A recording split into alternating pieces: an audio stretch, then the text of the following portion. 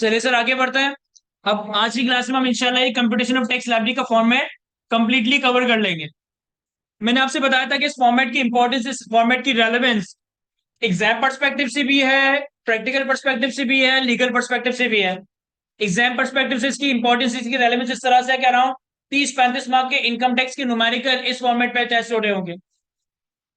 Legal या practical perspective से इसकी इंपॉर्टेंस इस वजह से है कि ये फॉर्मेट ही आपको इनकम टैक्स ऑर्डिनेंस के कोर्स की डायरेक्शन, इनकम टैक्स ऑर्डिनेंस के कोर्स का एक रोड मैप बता रहा होगा, एक बर्ड्स आई व्यू प्रोवाइड कर रहा होगा। और जो हर टैक्स पेयर की जिम्मेदारी होती है कि वो साल के आखिर में अपना जो income tax return government of Pakistan को जमा करवाता है, वो इनकम टैक्स का रिटर्न का फॉर्मेट आपको इस कंप्यूटेशन ऑफ टैक्स लाइब्रेरी के फॉर्मेट में नजर आ रहा होगा। कल की क्लास में मैंने जिक्र किया था कि सबसे पहले तो आपने क्या करना है कि पूरे साल में आप जो भी इनकम कमा रहे हो, पूरे साल में एक टैक्स पेयर जो भी इनकम कमा रहा है उसे 5 में से किसी एक, क्या नाम दिया था मैंने, हेड्स ऑफ इनकम में क्लासिफाई करेंगे। पहला काम आपने ये करना है कि पूरे साल में आपने जो कुछ कमाया, अब उसे 5 में से किसी एक हेड ऑफ इनकम में क्लासिफाई कर दोगे। या तो वो सैलरी होगा, या वो कैपिटल गेन होगा, या वो इनकम फ्रॉम प्रॉपर्टी होगा, या वो इनकम फ्रॉम बिजनेस होगा, या फिर वो इनकम फ्रॉम अदर सोर्सेज होगा। आपने 5 हेड्स की इनकम कैलकुलेट की। सर आपने एक एडिशनल बात ये भी बताई थी कि जब हम किसी हेड की इनकम कैलकुलेट करते हैं, जब हम किसी हेड की इनकम कैलकुलेट करते हैं, तो हम हेड ऑफ इनकम किस तरह से कैलकुलेट करते हैं? Amount chargeable to tax less allowable deduction. यानी कि हर हेड में आपको ये बताया जाएगा कि हर हेड ऑफ इनकम में कौन सा अमाउंट चार्जेबल टू टैक्स होने वाला है, और हर हेड में आपको कौन कौन से एक्सपेंसेस, कौन कौन से एक्सपेंडिचर्स को माइनस करने की इजाजत दी जा रही होगी। सैलरी में अलग, कैपिटल गेन में अलग, बिजनेस इनकम में अलग, प्रॉपर्टी इनकम में अलग, अदर सोर्सेज में अलग अलग अमाउंट चार्जेबल, उनके अगेंस्ट एक्सपेंसेस जो अलाउ होंगे उनके बारे में हम कवर करेंगे। 5 हेड्स की इनकम कैलकुलेट करने के बाद, 5 हेड्स की इनकम कैलकुलेट करने के बाद हम उसमें ऐड करते हैं एग्जाम्ड इनकम। एग्जाम्ड इनकम मतलब है वो इनकम जो कि इनकम तो है लेकिन उसके ऊपर आपको टैक्स नहीं देना।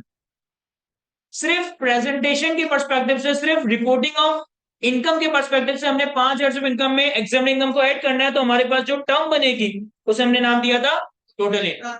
ये टोटल इनकम की डेफिनेशन भी लीगल ही है। What is total income?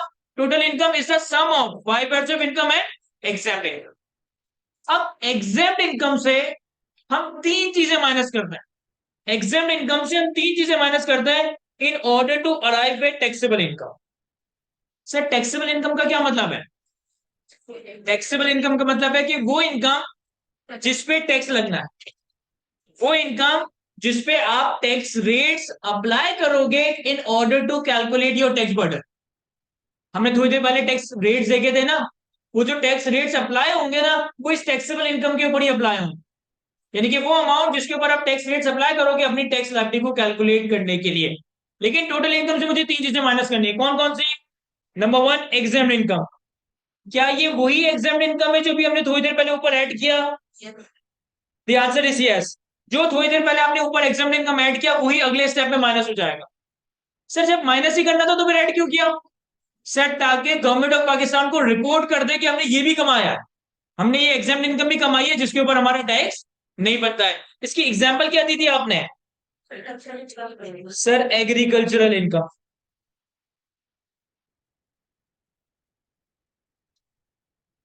Sir second चीज आप माइनस करेंगे, सेकंड चीज आप माइनस करेंगे deduction under part one of second schedule. Deduction under part one of second schedule. Sir deduction under part one of second schedule, ये नाम कहीं सुना सुना लग रहा है।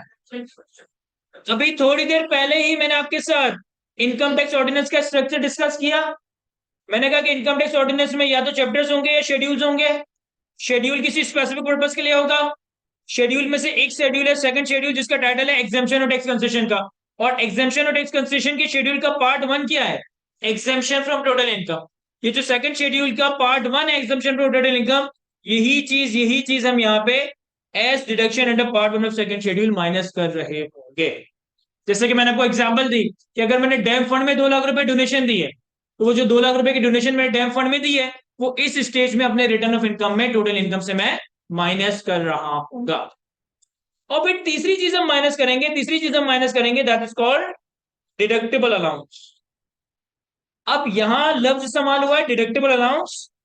और थोड़ी देर पहले मैंने एक लफ्ज इस्तेमाल किया था अलाउबल डिडक्शन।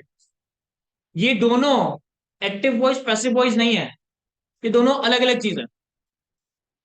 अलाउबल डिडक्शन एक अलग चिड़िया का नाम है, डिडक्टेबल अलाउंस एक अलग चिड़िया का नाम है। सर क्या है ये, यहाँ देखें, अगर इसी में तीसरी स्लाइड पे आएंगे। सर अलाउबल डिडक्शन के बारे में, अलाउबल डिडक्शन के बारे में आपने मैं बताया what is allowable deduction. Allowable deduction is basically reduction of head of income. वो एक्सपेंसेस, वो एक्सपेंडिचर्स जो एक पर्टिकुलर हेड की इनकम को रिड्यूस करे, वो एक्सपेंसेस वो एक्सपेंडिचर जो एक पर्टिकुलर हेड की इनकम को रिड्यूस करे, उसे आपने नाम दिया था अलाउबल डिडक्शंस का। और अलाउबल डिडक्शन के बारे में मैंने आपको क्या बताया था? सर अलाउबल डिडक्शन के बारे में आपने लास्ट क्लास में बताया था it can create loss under the head of income. यानी कि अगर फॉर एग्जांपल मैं अपनी बिजनेस में रेवेन्यू जनरेट करता हूं 10 लाख रुपए का और एक्सपेंसेस कर देता हूं 12 लाख रुपए के, तो मेरे पास उस साल बिजनेस में 2 लाख रुपए का लॉस जनरेट हो रहा होगा। And what are allowable deduction? Sir they are specifically provided for each head of income. Specifically provided for each head of income का मतलब है कि जब मैं सैलरी बढ़ाऊंगा ना, तो सैलरी में कुछ अलग डिडक्शन है जो कि अलाउ होंगे। जब कैपिटल गेन बढ़ाऊंगा तो कैपिटल गेन की अलग डिडक्शन होंगी। जब प्रॉपर्टी इनकम बढ़ाऊंगा तो प्रॉपर्टी इनकम की अलग डिडक्शन होंगी। यानी हर हेड ऑफ इनकम में अलग अलग डिडक्शन बताई गई है कि इन हेड ऑफ इनकम में आपको ये एक्सपेंस को माइनस करने की इजाजत दी गई है। फिर इसके बाद मैंने टर्म इस्तेमाल किया टोटल डिडक्टेबल अलाउंस का। अब डिडक्टेबल अलाउंस आपके हेड की इनकम को रिड्यूस नहीं करता। डिडक्टेबल अलाउंस आपके हेड की इनकम को रिड्यूस नहीं करता, ये आपकी टोटल इनकम को रिड्यूस करेगा। What is deductible allowance? Deductible allowance is basically the reduction of total income. Deductible allowance पूरे इनकम टैक्स ऑर्डिनेंस में इन टोटल चार ही है। डिडक्टेबल अलाउंस पूरे इनकम टैक्स ऑर्डिनेंस में इन टोटल चार ही है। कौन कौन से? Following are the deductible allowance under the income tax ordinance: zakat, worker welfare fund, worker profit participation fund and educational expense. Again आज मैं आपको इनकम टैक्स ऑर्डिनेंस का एक बर्ड्स आई व्यू दिखा रहा हूं। मैं सिर्फ बता रहा हूं कि आने वाले वक्तों में क्या क्या पढ़ेंगे। तो कोई ये ना समझे कि यार ये ज़कात में क्या, ये तो सर ने बताया ही नहीं। ये सिर्फ मैं आपको एक ब्रीफिंग दे रहा हूं। हमारी एक क्लास सिर्फ डिडक्टेबल अलाउंस पे होगी कि ज़कात क्या होता है, डब्ल्यूडब्ल्यूएफ क्या होता है, डब्ल्यूपीपीएफ क्या होता है, एजुकेशनल एक्सपेंस क्या होता है और ये कैलकुलेट कैसे होता है। तो डिडक्टेबल अलाउंस जो कि आपकी टोटल इनकम को कम करेंगे, ये इन टोटल चार ही हैं। कौन कौन से? दोहराने बार बार: zakat, WWF worker welfare fund, WPPF worker profit participation fund and education expense.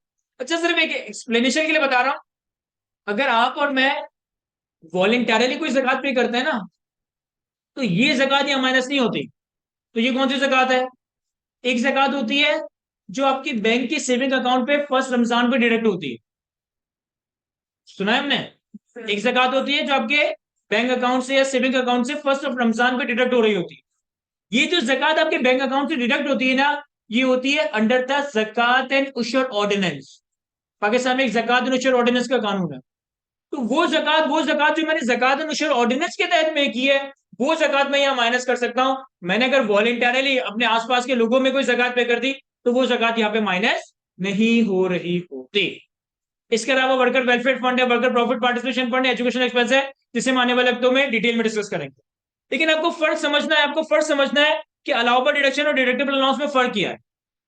Allowable deduction वो एक्सपेंसेस और एक्सपेंडिचर का नाम है जो आपकी हेड ऑफ इनकम को रिड्यूस करेंगे, और डिडक्टेबल अलाउंस वो चार चीजों का नाम है जो आपकी टोटल इनकम को रिड्यूस करेंगे। मैंने कल की क्लास में आपसे कहा था कि एक बात याद रखिएगा, इनकम टैक्स लॉ में लॉस आने का एक ही रीजन होगा। इनकम टैक्स लॉ में लॉस आने का एक ही रीजन होगा, जब किसी भी हेड में अलाउबल डिडक्शन उस हेड की अमाउंट चार्जेबल से बढ़ जाए, और किसी रीजन की वजह से लॉ में कभी लॉस नहीं आएगा। अगर मैं एक हेड ऑफ इनकम कैलकुलेट कर रहा हूं, उस हेड के एक्सपेंसेस अलाउबल डिडक्शन उस हेड की अमाउंट चार्जेबल से बढ़ जाते हैं, तो मेरे पास उस हेड ऑफ इनकम में लॉस आ रहा होगा, और किसी वजह से इनकम टैक्स ऑर्डिनेंस में लॉस नहीं आ सकता। इसलिए यहां देखें क्या लिखा है, यहां लिखा है can not create loss. Can not create loss, अब इसका मतलब क्या है? तो इसका मतलब यह है, फॉर एग्जाम्पल, कि मैंने पूरे साल में टोटल इनकम कमाई लेट से 15 लाख रुपए, और किसी तरह से मैंने during the year zakat under the zakat initial ordinance पे कर दी 18 लाख रुपए की। मैंने पूरे साल में टोटल इनकम कमाई 15 लाख रुपए की, लेकिन मैंने जक़ात पे कर दी 18 लाख रुपए की। कोई ये तो नहीं सोच रहा कि अगर 15 लाख कमाए तो 18 लाख की जक़ात कैसे दे दी? ये मैथमेटिकली कैसे पॉसिबल है? पॉसिबल है या नहीं? सर मैं अपनी वेल्थ से भी तो दे सकता हूँ ना। जरूरी थोड़ी कि जो कमाया है वही जक़ात में, तो मेरे पास जो सेविंग्स रखी हुई है उससे भी दे सकता हूँ। तो ऐसा बिल्कुल पॉसिबल है, कमाओ कम और जक़ात ज्यादा दे दो। तो मैंने 15 लाख रुपए कमाए, 18 लाख रुपए जक़ात पे कर दी। अब इस केस में मेरी टैक्सेबल इनकम कितनी आएगी? सर इस केस में मेरी टैक्सेबल इनकम आएगी 0। ये नेगेटिव नहीं होगी। यानी डिडक्टेबल अलाउंस आपकी टोटल इनकम को मैक्सिमम 0 कर सकता है, नेगेटिव नहीं कर सकता। नेगेटिव करने की पावर सिर्फ एक चीज के पास है, जिसको हमने अलाउबल डिडक्शन का नाम दिया था। तो allowable deductions are basically the reduction of head of income that can create loss, and we will cover allowable deduction with each head of income separately. Whereas deductible allowance is the reduction of total income. There are only 4 deductible allowance: zakat, WWF, WPPF, and educational expense. And it cannot create loss. It can reduce total income to maximum 0. ये negative number create नहीं कर सकता। क्या ये बात समझ आती है? मैं सर वापस से फॉर्मेट पे आता है। तो सबसे पहले हमने 5 हेड की इनकम कैलकुलेट की, salary, capital gain, income from property. अच्छा ये जो मैं बार बार रिपीट कर रहा हूं ना, अगली 2-3 क्लासेस तक आपको यही सुनने को मिलेगा बार बार। और इस वजह से यही सुनने को मिलेगा बार बार क्योंकि ये फॉर्मेट बहुत ज्यादा इंपॉर्टेंट है। जब तक ये फॉर्मेट आपकी फिंगर टिप्स पे इस तरह से ना आ जाए जिस तरह से मेरी फिंगर टिप्स पे है, मैं समझता हूँ कि इनकम टैक्स लॉ की बेस नहीं बनती। यहाँ कुछ 1-2 स्टूडेंट्स बैठे हुए, उनको भी अंदाजा हो रहा होगा कि सर ने लास्ट बैच में शुरू की 4 क्लासेस तक बार बार ये फॉर्मेट डिस्कस करवाया था, और अभी भी आप देखें तो मैं बार बार रिपीट कर रहा हूँ चीजों को, इस वजह से कि ये सारे जार्गन्स, ये सारा सीक्वेंस, ये सारी फॉर्मेट आपको बिल्कुल वैसे ही याद हो जाए जैसे मुझे याद है। सबसे पहले 5 head of income: salary, income from property, capital gain, income from business, income from other sources. Sir 5 heads की इनकम में हम ऐड करेंगे एग्जाम इनकम को, तो हमारे पास बनेगा टोटल इनकम। टोटल इनकम से हम 3 चीजें माइनस करेंगे: number 1 exam income, number 2 deduction under part 1 of second schedule, and number 3 deductible allowance. तो हमारे पास आएगा टैक्सेबल इनकम। टैक्सेबल इनकम वो इनकम है जिसपे आपने फाइनली टैक्स रेट अप्लाई करना है, टैक्स लायबिलिटी को कंप्यूट करना है। डिडक्टेबल अलाउंस टोटल 4 तरह के हैं। कौन कौन से? Zakat, worker welfare fund, worker profit participation fund, and education expense. अब हम पहुंच गए फाइनली टैक्सेबल इनकम तक। टैक्सेबल इनकम वो इनकम है जिसपे आपने टैक्स रेट अप्लाई करना है, टैक्स लायबिलिटी कंप्यूट करनी है। लेकिन टैक्स लायबिलिटी की कंप्यूटेशन के लिए हम टैक्सेबल इनकम को 2 हिस्सों में ब्रेक कर देते हैं। एक को हम नाम देते हैं सेपरेट ब्लॉक ऑफ इनकम, एक को हम नाम देंगे अदर टैक्सेबल इनकम या other than separate block of income. यानी मैं करूंगा ये कि जो मैंने टैक्सेबल इनकम कमाई ना, मैंने जो टैक्सेबल इनकम कमाई, इसे मैं 2 हिस्सों में तोड़ दूंगा। एक को मैं नाम दूंगा सेपरेट ब्लॉक ऑफ इनकम, एक को मैं नाम दूंगा other than separate block of income. अब ये क्या भला है? देखें, सेपरेट ब्लॉक ऑफ इनकम में आपके लेवल पे एक्चुअली तो ज्यादा है, लेकिन आपके कैप टू लेवल पे 3 तरह की इनकम ऐसी है जिसके लिए लॉ मेकर ने कोई स्पेशल यूनिक रेट दिया हो। आपके लेवल पे 3 तरह की इनकम ऐसी है जिसके लिए लॉ मेकर ने कोई स्पेशल यूनिक रेट दिया हुआ है, इसे हम सेपरेट ब्लॉक ऑफ इनकम कहते हैं। अभी कौन कौन सी सेपरेट ब्लॉक ऑफ इनकम है यहां मैं इसके नाम तो रीड करूंगा, लेकिन जैसे जैसे आपका कोर्स आगे बढ़ेगा, एक सेपरेट ब्लॉक ऑफ इनकम आप मेरे साथ सैलरी के हेड में कवर करोगे, 2 सेपरेट ब्लॉक ऑफ इनकम आप मेरे साथ कैपिटल गेन के हेड में कवर कर रहे होगे। तो what is separate block of income? It is the income that is subject to special tax rate, that is subject to special tax rate. Following are the examples of separate block of income: lump sum amount receive on termination of employment, ये आप salary में मेरे साथ cover करेंगे। Capital gain on securities and capital gain on इमोल properties, ये दोनों income हम capital gain के हेड में कवर कर रहे होंगे। ये 3 इनकम ऐसी जिसके ऊपर टैक्स लायबिलिटी कैलकुलेट करने के लिए लॉ मेकर ने कोई स्पेशल यूनिक रेट दिया हुआ। यानी के इस 3 इनकम के अलावा बाकी जितनी इनकम है, इस 3 इनकम के अलावा बाकी जितनी इनकम है उसे हम नाम देंगे अदर देन सेपरेट लॉ। अब इसके लिए कोई यूनिक रेट नहीं है, इसके लिए कोई यूनिक रेट नहीं है। इसके लिए कौन सा रेट है सर? इसके लिए जनरल रेट है। सर जनरल रेट बोले तो अगर आपका टैक्स पेयर कंपनी है तो 29% का रेट, और अगर आपका टैक्स पेयर इंडिविजुअल और ईओपी है तो फिर स्लैब रेट। ये वही स्लैब रेट जो मैंने थोड़ी देर पहले आपको क्लास में दिखाया। अगर मैं कैपिटल गेन ऑन सिक्योरिटीज कमा रहा हूं तो मेरे पे सेपरेट ब्लॉक का रेट अप्लाई होगा। लेकिन अगर मैं इन तीन सेपरेट ब्लॉक के इनकम के अलावा लेट से सैलरी कमा रहा हूँ, बिजनेस इनकम कमा रहा हूं, तो मेरे लिए इंडिविजुअल वाला स्लैब रेट अप्लाई हो रहा होगा। अगर एमक्यू प्राइवेट लिमिटेड एक कंपनी है, वो कैपिटल गेन ऑन सिक्योरिटीज कमा रही है, इस पे सेपरेट ब्लॉक ऑफ इनकम का रेट अप्लाई होगा। लेकिन अगर वो कोई और बिजनेस इनकम वगैरह कमा रही है तो इसके ऊपर 29% का फ्लैट रेट अप्लाई हो रहा होगा। ये सिर्फ for the sake of, for the ease of calculation हम तोड़ रहे हैं। हम टैक्सेबल इनकम को दो हिस्सों में अपनी कैलकुलेशन को आसान करने के लिए तोड़ रहे हैं, ताकि सेपरेट ब्लॉक इनकम पे जो रेट है वो स्पेसिफिक रेट अप्लाई करें, बाकी सारे इनकम के ऊपर हम जनरल स्लैब रेट या 29% का रेट अप्लाई कर रहे हैं। क्या ये बात समझ आती है हमें? सर फॉर्मेट में 5 एड्स की इनकम कैलकुलेट की, एग्जाम इनकम को ऐड किया तो टोटल इनकम बना। टोटल इनकम से तीन चीजों को माइनस किया, exam income, deduction under part 1 of second schedule और एग्जाम और डिडक्टेबल अलाउंस, तो हमारे पास टैक्सेबल इनकम बना। टैक्सेबल इनकम को हमने दो हिस्सों में तोड़ दिया, एक को हमने नाम दिया सेपरेट ब्लॉक, एक को हमने नाम दिया other than separate. Next page बनाए। अच्छा ये फॉर्मेट ना कंटिन्यू हो रहा है, मैंने चूंकि प्रेजेंटेशन पावर पॉइंट में बनाई है तो उसमें लेंथ कम है, तो इसलिए दो प्रेजेंटेशन में बाइफरकेट कर दिया मैंने। अदरवाइज ये पूरा फॉर्मेट एक ही साथ कंटिन्यू हो रहा है, ठीक है। अब आपने क्या करा सर, सेपरेट ब्लॉक की इनकम के ऊपर स्पेशल रेट अप्लाई किया तो आपका tax on separate block calculate हो गया। अदर टैक्सेबल इनकम के ऊपर जनरल रेट अप्लाई किया तो आपका अदर देन टैक्सेबल इनकम के ऊपर टैक्स कैलकुलेट हो गया। और ये कर करा के आपके पास टैक्स लायबिलिटी अंडर एनटीआर बन के। एनटीआर थोड़ा टेक्निकल जार्गन है, मैं भी एक्सप्लेन नहीं कर सकता, फिलहाल सिर्फ इसकी फुल फॉर्म यहां लिख लें। What is NTR? एंड आप लोगों को तो पहले से ही पता है सर, ये मैं एक्सप्लेन नहीं करा कि एनटीआर होता क्या, ये तो कोई 1.5-2 महीने बाद आपको समझ आएगा। अभी सिर्फ हमने इसका नाम लिख लिया, that is called tax liability under NTR. देखो मैंने क्या करा, 5 एड्स की इनकम में एग्जाम इनकम ऐड किया, टोटल इनकम कैलकुलेट किया, टोटल इनकम से तीन चीजें माइनस की, टैक्सेबल इनकम पे आया। टैक्सेबल इनकम को दो हिस्सों में तोड़ा, separate block other than separate block. Separate block पे स्पेशल रेट लगाए, अदर देन सेपरेट ब्लॉक पे जनरल रेट लगाए, तो मेरे पास जो टैक्स लायबिलिटी वर्कआउट हो गई ना, इसे हमने यहां पे नाम दे दिया tax liability under normal tax regime. इसको मैं एक और नाम भी दे सकता हूं, that is called gross tax liability, कि ये मेरा ग्रॉस टैक्स बर्डन है, ये मेरा ग्रॉस टैक्स बर्डन है जो कि मुझे under the law government of Pakistan को पे करना है। क्या यहां तक बात समझ आती है हमें? लेकिन अभी यहां तक कहानी खत्म नहीं हुई है।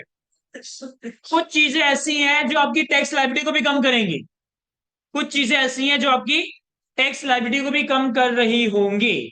सर सबसे पहले reduction under part 3 of second schedule, reduction under part 3 of second schedule, ये नाम सुना सुना लग रहा है, कहां सुना था सर? सेकंड शेड्यूल का पार्ट 3, सेकंड शेड्यूल का part 3, that is reduction in tax liability. इसकी मैंने एग्जांपल क्या दी थी आपको, आज ही क्लास में दी है सर। फुल टाइम टीचर की आपने एग्जांपल दी थी कि अगर एक full time teacher salary income कमाए तो उसकी सैलरी पे जो टैक्स बनता है वो 25% से कम हो जाता है। ये डिटेल में जो डिस्कस करेंगे, अभी सिर्फ एग्जांपल दी है। तो अब हम वो चीजें देख रहे हैं जो कि आपकी टैक्स लायबिलिटी को कम करेगी। सबसे पहले reduction in part 3 of second schedule, इसके बाद बारी आएगी टैक्स क्रेडिट्स की। अब टैक्स क्रेडिट आपके लिए थोड़ा टेक्निकल जार्गन है, लेकिन ये सिंपल सा जार्गन है। ये वो चीजें जो कि टैक्स लायबिलिटीज को ही कम करती है। जब हम टैक्स क्रेडिट्स को कवर करेंगे, इसका एक अलग चैप्टर है, तो आपको बहुत सारे टैक्स क्रेडिट आएंगे। आपके कोर्स में कोई 5-6 तरह के डिफरेंट डिफरेंट टैक्स क्रेडिट्स आप कवर करेंगे। इनको क्लेम करने की भी एक सीक्वेंस है। पहले हम क्लेम करते हैं फॉरेन टैक्स क्रेडिट, उसके बाद हम क्लेम करते हैं ग्रुप ऑफ टैक्स क्रेडिट। अब ग्रुप ऑफ टैक्स क्रेडिट में क्या है, मैं आपको एग्जांपल के तौर पे बता रहा हूं। अगर आप फॉर एग्जांपल कि गवर्नमेंट की जो रिकॉग्नाइज्ड नॉन प्रॉफिट ऑर्गेनाइजेशन है ना, जैसे सलानी हो गया, सिटीजन फाउंडेशन हो गया, एदी ट्रस्ट हो गया, शौकत खानम हॉस्पिटल हो गया, अगर आप इनको डोनेशन देते हो तो आपने इन इदारों को जो डोनेशन दिए ना, इस डोनेशन के अगेंस्ट आपको एक टैक्स क्रेडिट मिलता है। ये टैक्स क्रेडिट्स आपके यहां पे माइनस हो रहे हैं। तो टैक्स लायबिलिटी या ग्रॉस टैक्स लायबिलिटी सबसे पहले हम माइनस करते हैं reduction under part one of, sorry, reduction under part three of second schedule. उसके बाद बारी आएगी टैक्स क्रेडिट्स की। टैक्स क्रेडिट में सबसे पहले माइनस करेंगे फॉरेन टैक्स क्रेडिट, उसके बाद ग्रुप ऑफ टैक्स क्रेडिट। सब फॉरेन टैक्स क्रेडिट थोड़ा एक्सप्लेन करें, फॉरेन टैक्स क्रेडिट क्या होता है, ये भी आप डिटेल में कवर करेंगे, लेकिन मैं बता देता हूं। फॉर एग्जाम्पल कि मैं पाकिस्तान में रहता हूं और मैंने चाइना के स्टॉक एक्सचेंज में भी कोई शेयर्स खरीदे हैं। ऐसा हो सकता है कि मैं पाकिस्तान में रह के पाकिस्तान से बाहर इन्वेस्टमेंट कर दूं। अब मैं पाकिस्तान में रहता हूं, मैंने चाइना में भी इन्वेस्टमेंट की हुई है। अब चाइना में जो मैंने इनकम कमाई ना, तो चाइना की गवर्नमेंट तो कहेगी कि भाई हमें भी टैक्स दो, आपने चाइना में इनकम कमाई है, तो मैंने चाइना में टैक्स दे दिया। और पाकिस्तान की गवर्नमेंट कह रही है कि भाई आप पाकिस्तान में रहते हो तो इस वाली इनकम के ऊपर हमें दोबारा टैक्स दो। ऐसा होता है। अगर एक बंदा कोई क्रॉस बॉर्डर इनकम कमाए ना, यानी पाकिस्तान में रहते वो दुबई में भी कमा रहा है, चाइना में भी कमा रहा है, यूएस में भी कमा रहा है, तो उस पर उस कंट्री का कानून भी अप्लाई होगा, पाकिस्तान का कानून भी अप्लाई होगा। तो अब मुझे दो दो दफा टैक्स देना पड़ जाएगा। तो फिर टैक्स वाले थोड़ी सी बचत ये देते हैं कि जितना टैक्स आपने बाहर की कंट्री में दे दिया है ना, अगर मैं पाकिस्तान में रहते हुए चाइना में कोई इनकम कमा रहा हूँ और चाइना में मैंने टैक्स दे दिया है, तो जितना टैक्स मैंने पाकिस्तान सॉरी चाइना में दे दिया है, उससे मैं फॉरेन टैक्स क्रेडिट के नाम से यहाँ पे अपनी टैक्स लायबिलिटी से रिड्यूस कर सकता हूं। तो हमने टैक्सेबल इनकम के ऊपर ग्रॉस टैक्स लायबिलिटी कैलकुलेट की, पहले reduction at part three second schedule minus किया, उसके बाद बारी आई टैक्स क्रेडिट में। टैक्स क्रेडिट में सबसे पहले फॉरेन टैक्स क्रेडिट, उसके बाद ग्रुप ऑफ टैक्स क्रेडिट। अब हमारे पास आ गया tax liability under NTR net. Net का मतलब क्या है सर, ये जो आपकी ग्रॉस टैक्स लायबिलिटी थी, ये जो आपकी ग्रॉस टैक्स लायबिलिटी से इससे आपने ये चीजें माइनस की, तो ये आपकी नेट टैक्स लायबिलिटी आ गई। अब थोड़ी और टेक्निकल टर्म्स इस्तेमाल हो रही है, मैं सिर्फ रीड कर रहा हूं, एक्सप्लेन नहीं करूंगा, क्योंकि इस लेवल पे आपको एक्सप्लेन किया ही नहीं जा सकता। इसके बाद एक चीज ऐड होती है जिसको हम कहते हैं टैक्स लायबिलिटी अंडर एफटीआर। अब एफटीआर किस बला का नाम है, बहुत ही खतरनाक बला है। फिलहाल सिर्फ हम यहाँ लिख लेते हैं फाइनल टैक्स रिजीम। ये थोड़ी एडवांस लेवल नेचर की चीजें हैं, जो कि अभी ये आने वाली क्लासों में नहीं, कोई डेढ़ दो महीने बाद आपको बताऊंगा कि final tax regime, normal tax regime क्या होता है। और ये फाइनली हमारे पास बन जाएगा, ये फाइनली हमारे पास बन जाएगा टोटल टैक्स लायबिलिटी। यानी पहले आपने अपना ग्रॉस बर्डन कैलकुलेट किया, फिर जो लॉ ने आपको बेनिफिट दिए थे वो माइनस किए, तो नेट बर्डन आया, उसमें एफटीआर का टैक्स ऐड किया, फाइनल टैक्स रिजीम का टैक्स ऐड किया, तो अभी आपकी टोटल टैक्स लायबिलिटी आ गई। इसके बाद एक और चीज माइनस हो रही है, that is called withholding taxes and advance taxes. Sir withholding taxes और एडवांस टैक्सेस समझते हैं हम? देखें, पाकिस्तान में अगर 22 करोड़ लोगों की पॉपुलेशन है और उसमें से 20 लाख या 21 लाख लोग अपना रिटर्न फाइल करता है, तो ये तो ऑब्वियस है कि 21 लाख लोगों की बेसिस पे या आसरे पे आपका मुल्क नहीं चल सकता।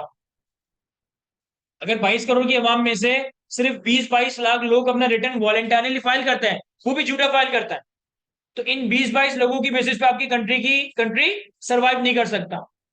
गवर्नमेंट को तो पैसा चाहिए ना, करप्शन करने के लिए, इंटरेस्ट पे करने के लिए, लोन रीपे करने के लिए, डिफेंस के लिए और एजुकेशन के लिए, हेल्थ के लिए। तो इस तरह के केस में सिर्फ पाकिस्तान में नहीं, ये सारी डेवलपिंग कंट्रीज या डेवलप कंट्रीज में भी होता है कि एक विदहोल्डिंग टैक्स का कॉन्सेप्ट इंट्रोड्यूस किया जाए।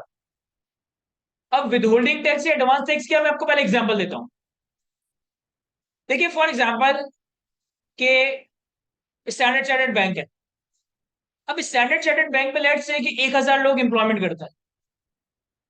गवर्नमेंट के लिए इन 1000 लोगों को पकड़ना ज्यादा आसान है या सिर्फ स्टैंडर्ड चार्टर्ड बैंक को पकड़ना? ऑब्वियसली गवर्नमेंट के लिए एक बैंक से डील करना ज्यादा आसान है बनिस्बत कि वहां के 1000 एम्प्लॉय से डील करें। तो गवर्नमेंट ने इस तरह के लॉज बनाए हुए हैं कि स्टैंडर्ड चार्टर्ड बैंक को बोला कि जब आप अपने एम्प्लॉयज को सैलरी पे करो ना, तो आपकी जिम्मेदारी है कि आप इनकी सैलरी से टैक्स डिडक्ट करके एफबीआर को जमा करा। इसको हम कहते हैं विदहोल्डिंग टैक्स। और ये सिर्फ सैलरी पे नहीं, ये बहुत सारी ट्रांजेक्शन होती है। फॉर एग्जाम्पल कि इनको जीतो पाकिस्तान में जाने का मौका मिल जाता है। अब जीतो पाकिस्तान एक टीवी शो या एक टॉक शो, जो भी टीवी शो है, उसमें डेली बेसिस पे सैकड़ों लोग आके परफॉर्मेंस दिखा के पैसे लेके जा रहे हैं। गवर्नमेंट के लिए उन नाचने वालों को पकड़ना ज्यादा आसान है, या क्या नाम लिया था, इनामगर को पकड़ना ज्यादा आसान है? ऑब्वियसली इनामगर को पकड़ना ज्यादा आसान। तो गवर्नमेंट ऑफ पाकिस्तान ने क्या करा कि इनामगर या जीतो पाकिस्तान को ये कहा कि जो जो लोग यहाँ पे इनाम जीत के जा रहे हैं ना, कोई पैसे जीत के जा रहा है, कोई उम्रे का टिकट जीत के जा रहा है, कोई मोटर बाइक जीत के जा रहा है, आपकी जिम्मेदारी है कि इनकी प्राइस इनकम के ऊपर, इनकी प्राइस एंड विनिंग्स की इनकी इनकम के ऊपर जो टैक्स बनता है वो आपने इनसे रिकवर करके गवर्नमेंट ऑफ पाकिस्तान को जमा करा। फॉर एग्जाम्पल, आपने या मैंने अगर पाकिस्तान में किसी कंपनी के शेयर्स खरीदे हैं, अब एक कंपनी के हजारों लाखों शेयर होल्डर हो सकता है, तो गवर्नमेंट ने क्या करा कि गवर्नमेंट को पता मैं एक एक शेयर होल्डर के घर तो नहीं जा सकता, कोई लांडी में रहता होगा, कोई सादकाबाद में रहता होगा, कोई हैदराबाद में रहता होगा, लेकिन मैं कंपनी को तो पकड़ सकता हूँ, कंपनी का गिरबान तो पकड़ सकता हूँ। तो कंपनी की जिम्मेदारी लगा दी कि जब आप अपने शेयर होल्डर्स को डिविडेंड पे करें ना, तो इस डिविडेंड से टैक्स का अमाउंट रोक कर, डिडक्ट कर कर हमें डायरेक्टली एफबीआर को पे कर दीजिएगा। सर कंपनी ऐसा क्यों करेगी? कंपनी ना करे विद होल्डिंग। अगर कंपनी नहीं करेगी विद होल्डिंग तो कंपनी को इसके कॉन्सिक्वेंसेस बर्दाश्त करने पड़ते हैं। अब और एग्जांपल्स, सर आप अपना मोबाइल कार्ड लोड करवाते हैं, 100 रुपए का अगर हम कार्ड लोड करवाएं तो हमारे पास तो 75-80 रुपए आ रहे होते हैं, तो 20-22 रुपए का हमारा advance income tax telecommunication company रोक कर एफबीआर को पे कर देती। यानी आपने 100 रुपए का कार्ड लोड करवाया, आपके पास 75 रुपए आए, जो बीच में यूफोन जोंग वाली कंपनी है वो 25 रुपए आपके बिहाफ पे गवर्नमेंट ऑफ पाकिस्तान को पे करते हैं। आप बिजली का बिल जमा कराते हैं, अगर आप कभी इत्तेफाक को अपना बिजली का बिल देखने का, तो उसमें आप देखेंगे कि जो मीटर चार्जेस और यूनिट की प्राइस वगैरह के बाद एक टैक्स लगा हुआ होगा, इनकम टैक्स अंडर सेक्शन 235। यानी गवर्नमेंट डिफरेंट स्टेजेस पे है। जब आप अपना मोबाइल कार्ड लोड करवाओ, जब आप अपना इलेक्ट्रिसिटी का बिल पे करो, जब आप अपना गैस का बिल पे करो, जब आप एयरलाइन की टिकट बुक करवाओ, जब शादी हॉल की बुकिंग करवाओ, इवन जब अपने बच्चों की एजुकेशन फी पे करो, जब आपको सैलरी रिसीव हो, डिविडेंड रिसीव हो, इंटरेस्ट इनकम रिसीव हो, डिफरेंट तरह की इनकम रिसीव हो, हर तरह की ट्रांजेक्शन पे आपका थोड़ा थोड़ा करके इनकम टैक्स एडवांस में ही विदहोल्ड कर लेती। ये जो पैसा गवर्नमेंट विदहोल्ड कर रही है ना, ये जाया नहीं हो रहा, ये आपके बिहाफ पे एक तरह से आपने गवर्नमेंट को एडवांस में टैक्स दे दिया। ये आपका टैक्स जो मोबाइल कार्ड पे या इलेक्ट्रिसिटी के बिल पे जमा हो रहा है, ये कहीं जाया नहीं हो रहा, ये सब गवर्नमेंट के रिकॉर्ड में है। एक तरह से आपने गवर्नमेंट को एडवांस में टैक्स दे दिया। जब साल खत्म होने के बाद, जब साल खत्म होने के बाद आप अपना रिटर्न बनाएंगे, अपनी टैक्स लायबिलिटी कैलकुलेट करेंगे, यहां तक पहुंच जाएंगे कि आप अपनी टैक्स लायबिलिटी तक पहुंच गए, तो पूरे साल में जितना भी टैक्स आपका विदहोल्ड हुआ है, चाहे वो मोबाइल बिल पे हो, चाहे वो इलेक्ट्रिसिटी बिल पे हो, चाहे वो सैलरी की पेमेंट पे हो, चाहे वो डिविडेंड की पेमेंट हो, सारे एडवांस टैक्सेस और विदहोल्डिंग टैक्सेस को आप यहाँ पे माइनस कर सकते हैं। और फिर इन दी एंड ये माइनस करने के बाद जो आएगा, ये आपका टैक्स पेबल या रिफंडेबल का नंबर बन रहा होगा। भाई फॉर एग्जाम्पल, मैंने पूरे साल में 20 लाख रुपए कमाए, 20 लाख रुपए के ऊपर मैंने टैक्स कैलकुलेट किया तो वो 2 लाख रुपए का टैक्स बना। फिर मैंने पूरे साल के मोबाइल कार्ड निकाले, इलेक्ट्रिसिटी के बिल निकाले और 10 तरह की चीजें निकाली, तो मैंने देखा भाई 2 लाख रुपए में से 80,000 रुपए का टैक्स तो मैंने गवर्नमेंट को ऑलरेडी एडवांस में पे कर दिया। तो मैं क्या करूंगा, 2 लाख रुपए माइनस 80,000 रुपए, 1,20,000 रुपए मेरा पेबल बन जाएगा, जो मुझे गवर्नमेंट को रिटर्न ऑफ इनकम के टाइम पे करना पड़ रहा होगा। क्या ये बात यहां तक समझ आती है? अब मैं चाहता हूं ये जो फॉर्मेट, ये जो कंपटीशन ऑफ टैक्स लाइबिलिटी का फॉर्मेट मैंने आपके सामने डिस्कस किया है, इस फॉर्मेट को अच्छी तरह से चाटे, मतलब रीड करें और याद करने की कोशिश करें। यहाँ देखिएगा सर, 2-3 स्टूडेंट ने सेपरेट ब्लॉक और ये टैक्स वगैरह के मामला को समझने के लिए या इन सारी चीजों की एग्जाम्पल वगैरह के लिए कुछ सवाल पूछे हैं। तो मैं एक सिंपल सा कंपटीशन का फॉर्मेट आपके सामने ड्रॉ करता हूँ, आपको सब समझ आ जाएगा। ऑब्वियसली मैं जो सारे नंबर्स नहीं आपके सामने लिखूंगा वो सारे अज्यूम्ड या हाइपोथेटिकल होंगे, लेकिन for the sake of calculation को समझने के लिए। फॉर एग्जाम्पल कि आप मेरा रिटर्न बना रहे हैं, तो हमारे पास टैक्स पेयर आ गया मुर्तुजा कायद। लेट्स से कि आप मेरी टैक्स ईयर 2023 की रिटर्न बना रहे हैं। अब टैक्स ईयर क्या होता है, ये इंशाल्लाह नेक्स्ट क्लास का एजेंडा है कि टैक्स ईयर का कॉन्सेप्ट क्या है। आप मेरा टैक्स ईयर 2023 का रिटर्न बना रहे हैं, अब मेरे पास इनकम्स हो सकती है डिफरेंट तरह की। फॉर एग्जाम्पल कि मैंने पूरे साल में सैलरी कमाई 5 लाख रुपए, मैंने पूरे साल में इनकम फ्रॉम प्रॉपर्टी कमाई 2 लाख रुपए, मैंने पूरे साल में capital gain on securities. Securities क्या होता है सर? सिक्योरिटीज वैसे तो एक्सप्लेन करूंगा, अभी सिर्फ ये बता रहा हूं कि फॉर एग्जांपल मैंने पाकिस्तान स्टॉक एक्सचेंज में किसी कंपनी के शेयर्स में कैपिटल गेन कमाया, फॉर एग्जांपल 1 लाख रुपए। मैंने आईक्यू से इनकम फ्रॉम बिजनेस कमाई, लेट से 20 लाख रुपए। अच्छा, ये रियल इनकम नहीं है, ऐसा ना हो आप समझ लें मैं इतना अमीर हूं। और मैंने इनकम फ्रॉम अदर सोर्सेज कमा लिया, लेट से 1 लाख रुपए। नहीं, इतनी कम भी नहीं है। मैंने इनकम फ्रॉम अदर सोर्सेज कमा लिया, लेट से 3 लाख रुपए। तो सबसे पहले मैंने पांचों हेड्स ऑफ इनकम कमाई। सर मेरे पास 5 हेड्स की इनकम का टोटल कितना आ जाएगा? देखो, 31 लाख, 3.1 मिलियन। अच्छा, साल के 2 महीने जब कैफ की छुट्टियां होती है तो मैं गांव जाके खेती बाड़ी भी करता हूँ, तो मैंने वहां पे एग्जेम्प्ट इनकम भी कमाई, लेट से 4 लाख रुपए। अब मेरे पास टोटल इनकम आ गई, दैट इज 35 लाख रुपए। सिंपल है यहां तक? अब टोटल इनकम से मैंने आपसे कहा था कि मैंने 3 चीजें माइनस करनी है। Number one, exam income. तो सर मैंने एक तो 4 लाख रुपए की एग्रीकल्चर इनकम कमाई थी, वो माइनस कर दूंगा। लेट से कि इस साल मैंने डैम फंड में कंट्रीब्यूशन भी कर दिया था, इमरान खान की बातों में आकर, 1 लाख रुपए का।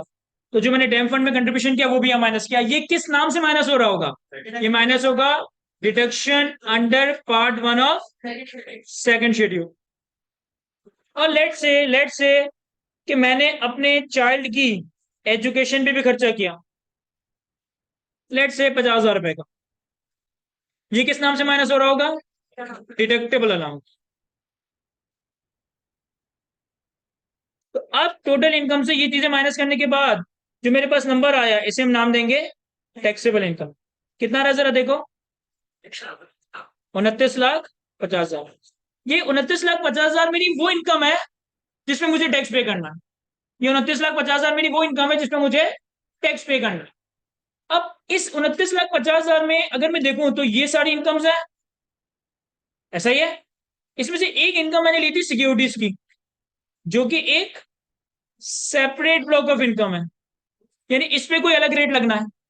तो मैं क्या करता हूं कि उस 29,50,000 रुपए को दो हिस्सों में तोड़ देता हूं कि 1 लाख रुपए की तो सेपरेट ब्लॉक ऑफ इनकम है, ये 1 लाख का कैपिटल गेन, और बाकी कितना बचा? बाकी बचा 28,50,000 रुपए। सही हो गया? मैंने टैक्सेबल इनकम को दो हिस्सों में तोड़ दिया कि 1 लाख रुपए सेपरेट ब्लॉक ऑफ इनकम है, बाकी 28,50,000 रुपए मेरी अदर टैक्सेबल इनकम है। अब जब मैं टैक्स लायबिलिटी कैलकुलेट करूंगा तो मैं टैक्स लायबिलिटी कैसे कैलकुलेट करूंगा कि मैंने tax on separate block of income calculate करूंगा। सर जो 1 लाख रुपए की आपकी सिक्योरिटीज के ऊपर कैपिटल गेन की इनकम थी, इस पे लेट से लगता है स्पेशल रेट 15% का, तो कितना टैक्स आ गया? 15,000 रुपए। और फिर टैक्स ऑन अदर, अब वो कितनी है? सर 28,50,000 रुपए। अगर हमारे पास स्लैब रेट अवेलेबल है तो कोई 28,50,000 रुपए के ऊपर नॉन सैलरीड इंडिविजुअल के रेट से मुझे टैक्स कैलकुलेट करके दे सकता है? पहले तो मुझे बताएं 28,50,000 रुपए कौन से स्लैब में फॉल करेगा? सर 28,50,000 रुपए फॉल करेगा 5वें शेड्यूल में, 5वें रॉ में, wear the taxable income exceed 24 lakh but does not exceed 30 lakh. कितना टैक्स है? 2,27,000, sorry 2,70,000 plus 22.5% of the amount exceeding 24 lakh. ऐसा ही है? तो ये कैलकुलेट कैसे होगा? यहां देखो, 2,70,000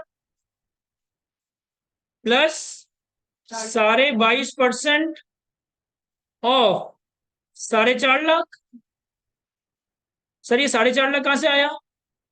ये 28,50,000 और 24 लाख का डिफरेंशियल है। जरा इसको कैलकुलेट करो जो मैंने रेड से लिखा है।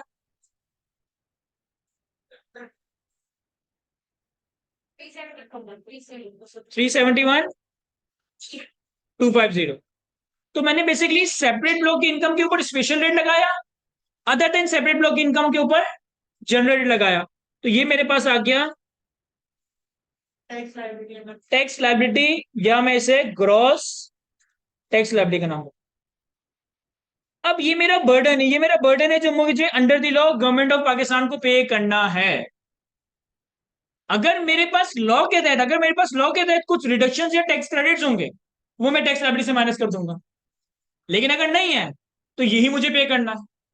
फिर जब मैं ये पे करने लगा तो मुझे ख्याल आया कि यार पूरे साल में मेरी इलेक्ट्रिसिटी के बिल पे भी तो विदहोल्डिंग हुई है, पूरे साल में मैंने मोबाइल कार्ड पे भी तो विदहोल्डिंग करवाई है, पूरे साल में मैंने 2-3 इस्लामाबाद के चक्कर लगाए तो एयरलाइन टिकट पे भी तो विदहोल्डिंग करवाई है, और भी डिफरेंट तरह की विदहोल्डिंग करवाई है। तो मैंने पूरी वर्किंग की कि पूरे साल में मेरा कितना विदहोल्डिंग टैक्स डिडक्ट हुआ है। इन दोनों का टोटल देखिए कितना आ रहा है, 386,250। तो मुझे पता चला कि मैंने पूरे साल में, लेट से अंदाजा लगा रहा हूं कि 186,250 का टैक्स विदहोल्ड करवा लिया। तो अब फाइनली 2 लाख रुपए मेरा टैक्स पेबल बन जाएगा, जो कि मुझे गवर्नमेंट ऑफ पाकिस्तान को at the time of filing of return पे करना पड़ रहा होगा। तो कुछ स्टूडेंट यहाँ पे कंफ्यूज हो रहे थे कि सर ये सेपरेट ब्लॉक ऑफ इनकम आपने जो किया, ये इसकी बात क्या किया, हमें समझ नहीं आ रहा। एक मिनट, मैंने कोई रॉकेट साइंस काम नहीं किया। मैंने क्या किया सिंपली कि ये जो सेपरेट ब्लॉक ऑफ इनकम है ना, ये वाला अमाउंट, इसके ऊपर टैक्स लगाया तो tax on separate block of income आ गया। और ये जो अदर टैक्सेबल इनकम कैलकुलेट की थी, इसके ऊपर टैक्स रेट लगाया तो मेरे पास tax on other taxable income आ गया। और इन दोनों को सिंपली एड अप किया तो मेरे पास टोटल टैक्स लायबिलिटी बन रही है। क्या ये बात समझ आती है हमें? सर आपने टैक्स स्लैब जो है वो नॉन सैलरी पर्सन की फर्स्ट में हेड ऑफ फॉर्म में सैलरी पे लिखी। सर एक और सवाल पूछो कि स्टूडेंट ने, कि आपने आपने जो यहाँ पे ये स्लैब रेट अप्लाई किया ना, ये वाला, ये आपने हमें कौन सा अप्लाई करवाया? नॉन सैलरीड इंडिविजुअल का। लेकिन आपके पास तो सैलरी इनकम भी थी, तो फिर आपने नॉन सैलरी इंडिविजुअल का स्लैब रेट क्यों अप्लाई करवाया? इसका भी एक वैलिड रीजन है। यहां देखो, अगर तुम टैक्स रेट वाली प्रेजेंटेशन पर आओ,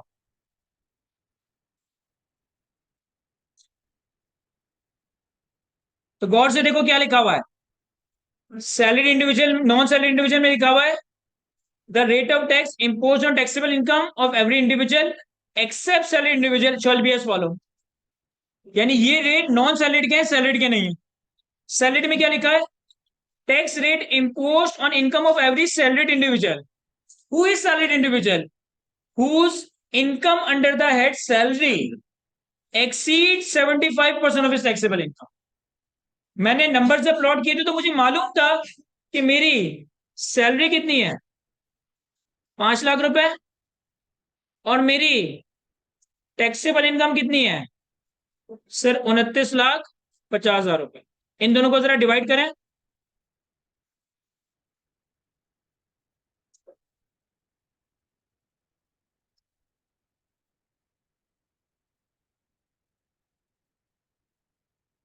सेवनटीन परसेंट, 16.9 या 17%। तो सैलरी इंडिविजुअल का मतलब ये नहीं है कि जो सैलरी कमा रहा है वो सैलरी इंडिविजुअल है।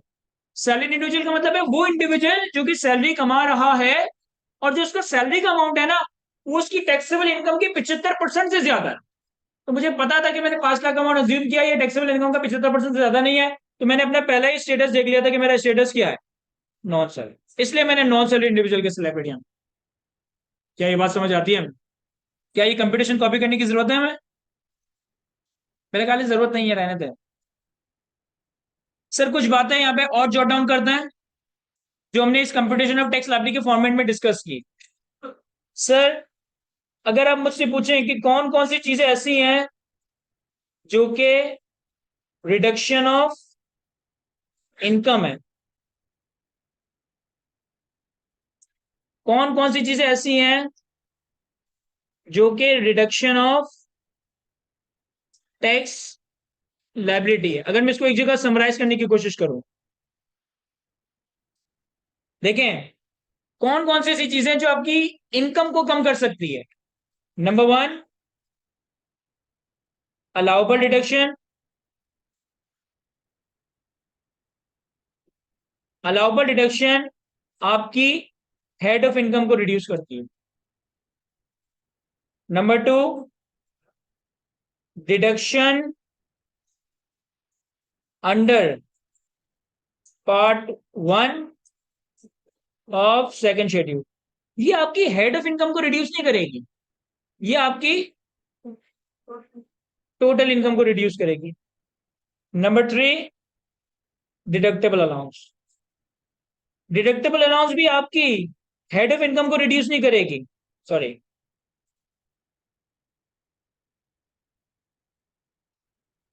ये आपकी टोटल इनकम को रिड्यूस करेगी।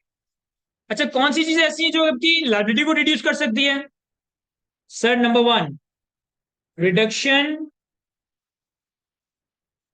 Under part three of second schedule. और कौन सी चीजें हो सकती हैं? Sir tax credits. Tax credits में दो बातें थी, फॉरेन टैक्स क्रेडिट और ग्रुप ऑफ टैक्स क्रेडिट। और कोई चीजें जो कि आपकी टैक्स लायबिलिटी को कम कर सकती हैं?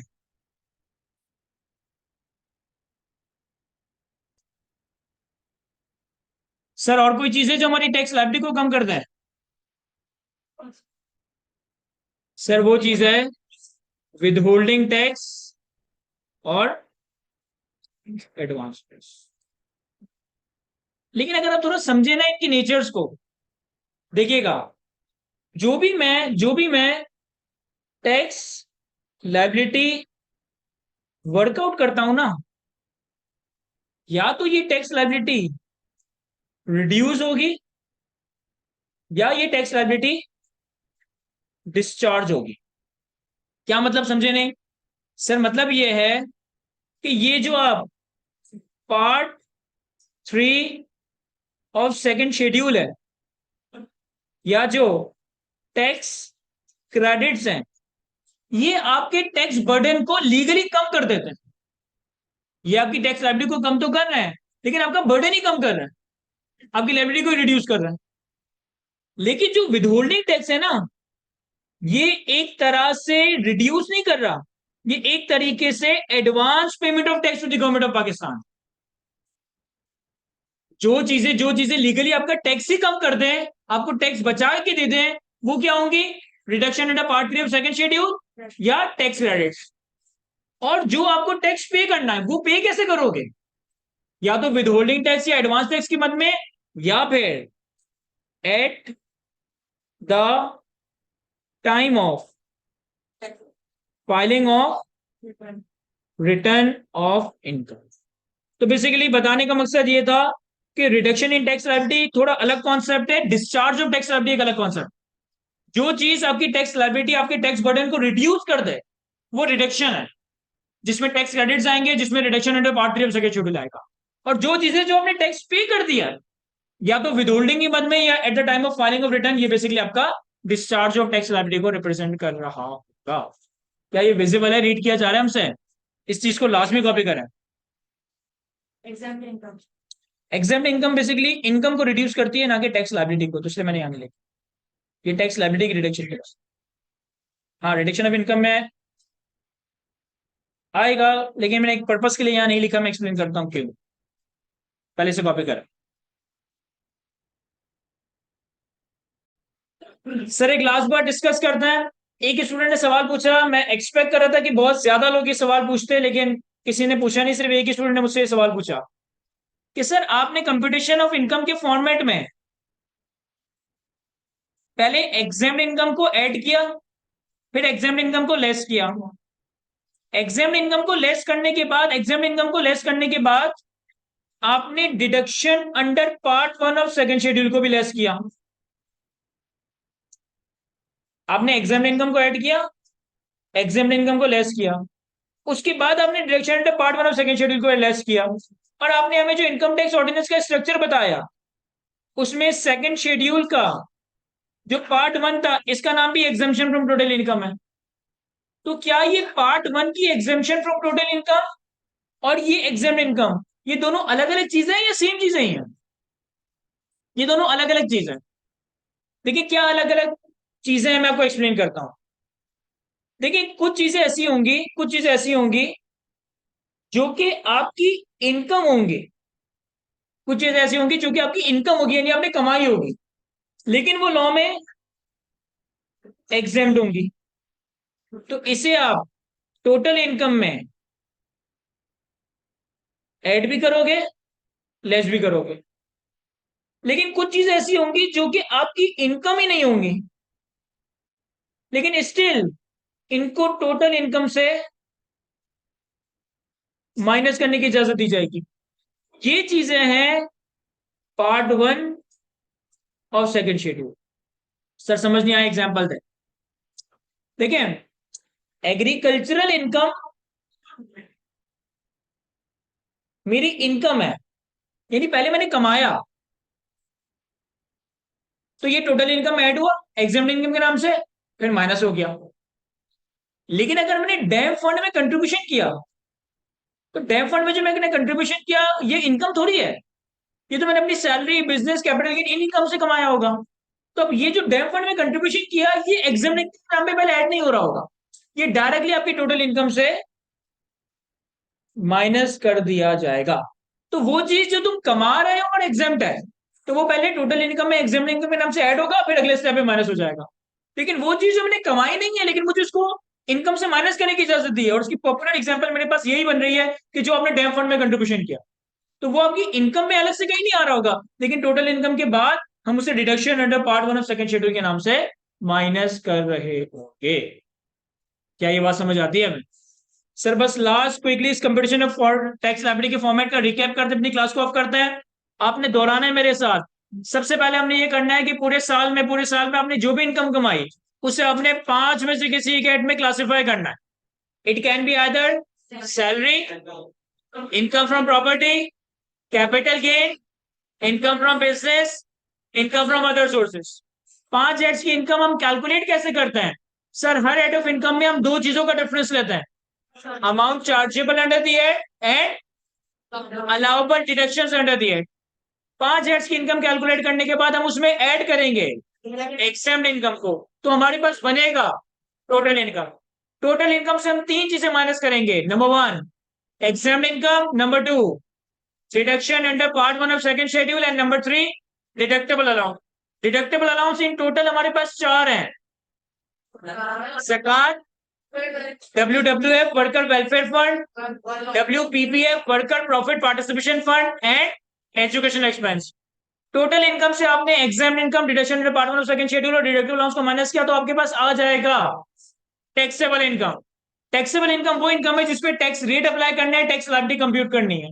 लेकिन टैक्स लायबिलिटी की कंप्यूटेशन के लिए हमने टैक्सेबल इनकम को 2 हिस्सों में तोड़ दिया। एक को नाम दिया सेपरेट ब्लॉक ऑफ इनकम, एक को नाम दिया other than separate block of income. Separate block of income में 3 इनकम ऐसी है जिसके लिए स्पेशल रेट है। कौन कौन से? Lump sum amount receive on termination of employment, number 2 capital gain on securities, number 3 capital gain on इमोल properties. 3 तरह की सेपरेट ब्लॉक पे लगाएंगे स्पेशल रेट, बाकी सारी इनकम पे लगाएंगे जनरल रेट, तो हमारे पास आ जाएगा gross tax liability. Tax liability under normal tax regime, tax liability under NTR, that is called gross tax liability. अब कुछ चीजें मैं टैक्स लायबिलिटी से माइनस करूंगा। सबसे पहले